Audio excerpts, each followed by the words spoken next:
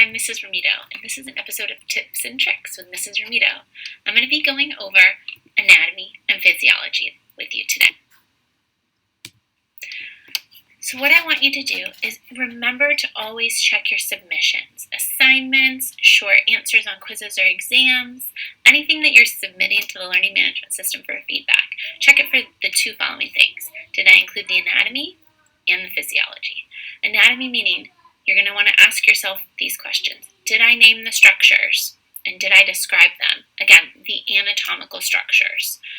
And then for physiology, did I include what the structures do? And did I showcase my understanding of how they function? A great example of this is in our first couple of assignments, you have to talk about the skin. So you want to name the structures. The epidermis, for example. By naming that, I'm checking one step. I named the anatomical structure, the epidermis. Then describing it. A great way to describe the epidermis is to say it is the first or the top layer of our skin. For physiology, you want to include what the structure does and how it does that. So what does the epidermis do? Well, it acts as a barrier. It can protect me from water loss. It can also protect me from pathogens entering my body.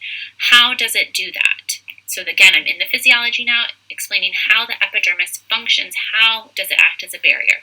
Well, it has very closely, very tightly packed cells. And there, I've done it. I've named the structure, I've described it, the anatomy, and I've included what it does and how it does that, the physiology. So just make sure that you do that on all of your assignments, and you should earn mastery on all of them.